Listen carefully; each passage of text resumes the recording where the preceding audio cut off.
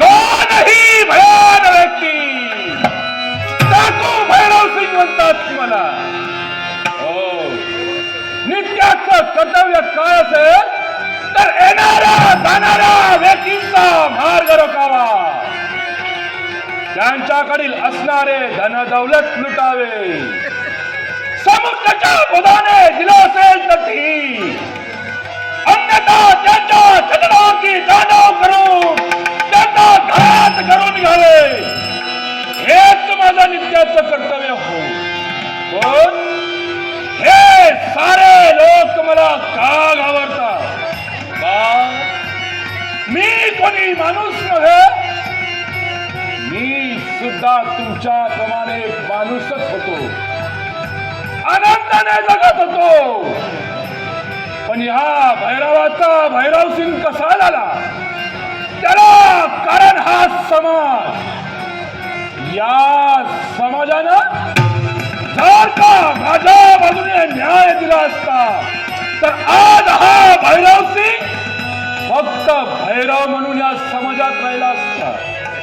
आम्ही दोन भावंड, मी आणि माझी भगिनी, आनंदाने आमच्या झोपडीमध्ये सुखाने राहत होतो. मी अरण्याच्या ठिकाणी लाकडं तोडण्याकरता जायचो, बाजाराच्या ठिकाणी विकून आमचा उदरनिर्वाह चालायचा.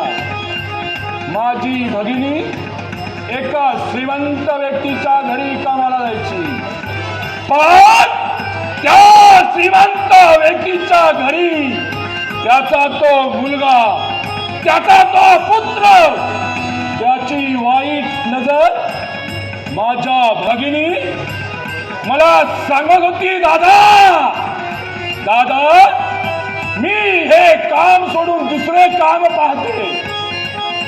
मी ताईला म्हटलं, ताई थोडे दिवस, फक्त थोडे दिवस कर, त्यानंतर आपण दुसरं काम पाहू. ताई माझ्या शब्दाच्या बाहेर नव्हती. ताई तिथेच काम करू लागली. पण एक दिवस माझ्या ताईच्या पल्ल्याला हात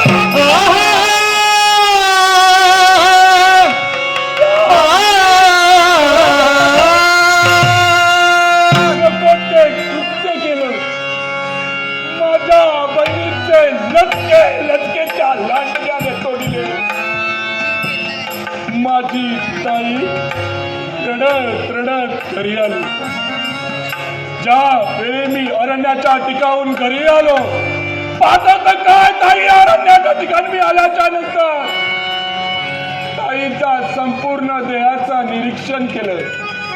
ताईला विचारलं, सांग ताई काय असं घडलंय? ताई माझी काही सांगत नव्हती. पण मी तिच्या संपूर्ण देहाचं निरीक्षण केल्याच्या नंतर माझ्या लक्षात आलं की हिच्यावरती झालेला तो बलात्कार.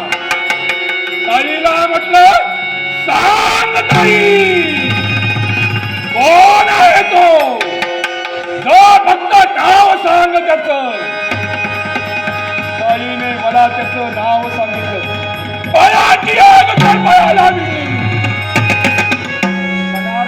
मनात विचार आला की आताच्या आता जाऊन त्याचा मुर्दा पाडावा.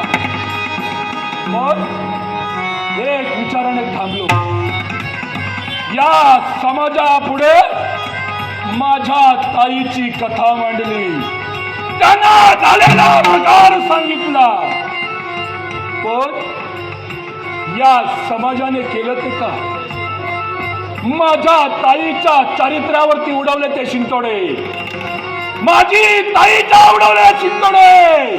आणि हे माझ्या ताईला सहन नाही झालं. ताईने केला तो आत्मघात.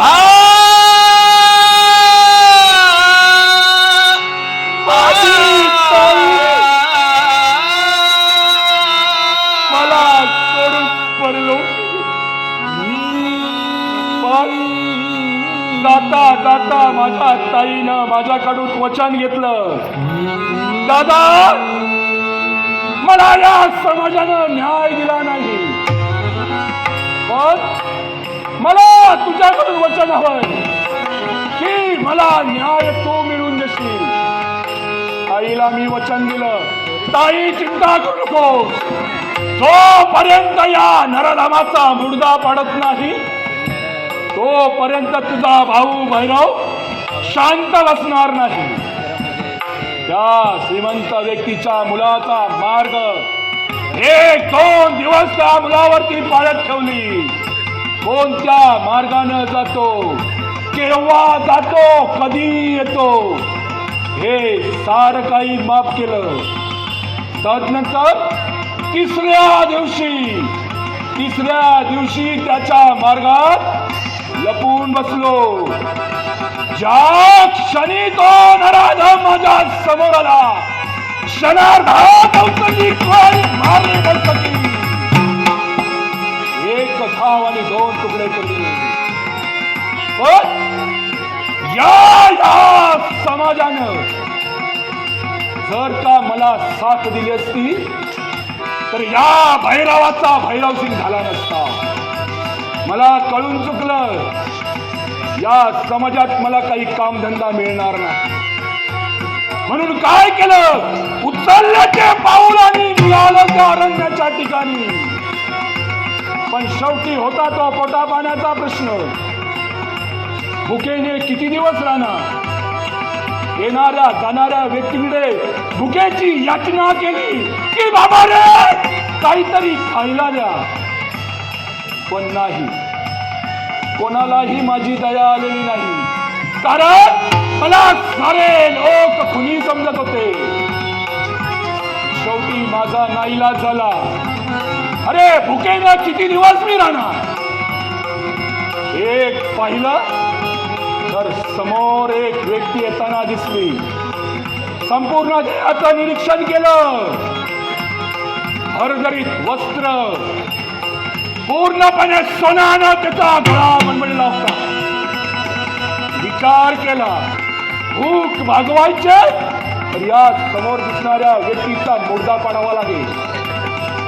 म्हणून काय केलं, तो व्यक्ती माझ्या समोर आल्यानंतर त्याला सांगितलं, बाबा रे या मार्गाने तुला जिवंत जर का जायचं असेल तर तुझ्याकडे असणारे वस्त्र अलंकार माझ्या स्वाधीन कर. पण ती व्यक्ती माझ्या शब्दाला मान्यता दिली नाही. माझा क्रोध चढला. क्षणार्धात अवतरली मारली बसकी.